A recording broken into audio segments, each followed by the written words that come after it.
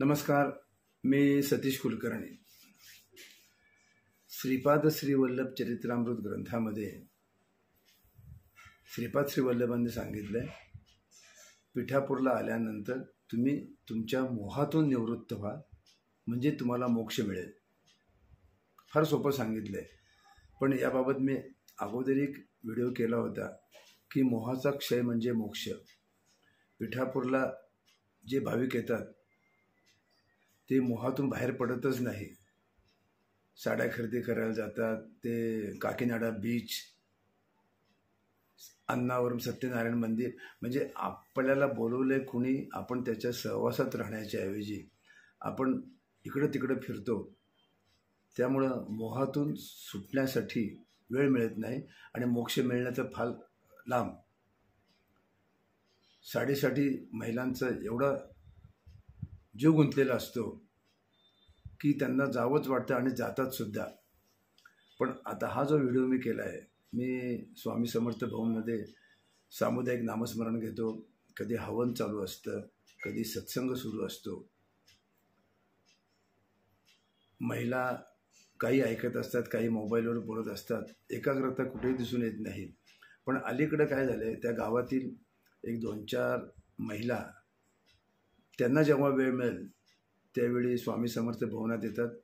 सत्संग चालू असताना ते मागच्या बाजूला बसतात आणि त्यांच्याकडच्या पेटीमधील छोटे मोठे खोटे दागिने ते विकण्याचा प्रयत्न करतात. कारण तिथल्या लोकांना आकलन शक्ती नाही, रागवणे काही उपयोग नाही. परंतु ते विक्रीसाठी येतात. आणि सांगायचं वैशिष्ट्य म्हणजे तुम्हालाही हसू येईल, महिलांचं दुर्लक्ष होतं. काही वेळा कार्यक्रम नसतो सुद्धा, ते दिवसभर 7-8 वेळा ये जा करतात. सत्संग चालू आल्यानंतर तर दुर्लक्ष होतंच.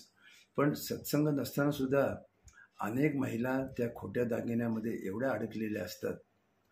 अंगावर खरे दागिने 2-3 तोळ्याचे असतात. म्हणजे साधारण आजची बाजारातली किंमत धरली तर अनेक महिलांच्या अंगावर 2.5-3-4 लाखाचे दागिने असतात. परंतु ह्या 50, 100, 150 रुपयाच्या खोट्या दागिन्यामध्ये त्यांचा जीव गुंतलेला असतो. वास्तविक पाहता त्यांनी ते दागिन्याकडे बघूसुद्धा नाही. पण ते दागिने घेण्याचं सुद्धा प्रमाण वाढत चाललेलं आहे. कुणी घ्यावं न घ्यावं त्याचा काहीही उपयोग नाही. पैसे वायफट जातात. पण मोह जो टाळता येत नाही तो तिथं बघायला मिळतो. मी तिथल्या सत्संगात सांगितलं, काही व्हिडिओसुद्धा मी काढून ठेवलेले आहेत. आणि जेव्हा संधी मिळेल तेव्हा मी ही गोष्ट सांगतो. सगळे हसतात, परंतु बदल घडत नाही. खरं म्हणजे पिठापूर हे काही दागिने खरेदी करायची बाजारपेठ नाही. खोटे दागिने घ्यायचे तर भानगडीत पडू नये. पण मोहातून महिला सुटत नाहीत. गोष्ट साधी आहे. अंगावर 4-3 लाखाचे दागिने असल्यानंतर ते 100-150 रुपये दागिने घेऊन काही उपयोग नाही. आणि ते घातले पण जात नाहीत. आणि जे घेतात ते कोणाला देत पण नाहीत. ते तसे तसे घरात पडून राहतात. परंतु बघण्यासाठी एवढी चढाओढ चाललेली असते आणि तो अमूल्य तास, 1.5-2 तास वेळ वाया घालवतात.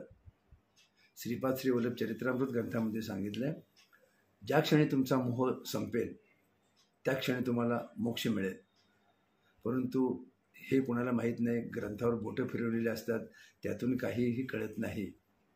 आणि जी आयुष्यात संधी आलेली असते, पिठापूरला गेल्यानंतर मोह कसा टाळायचा, मोक्ष कसा मिळवायचा, त्याचा 1% उपयोग होत नाही.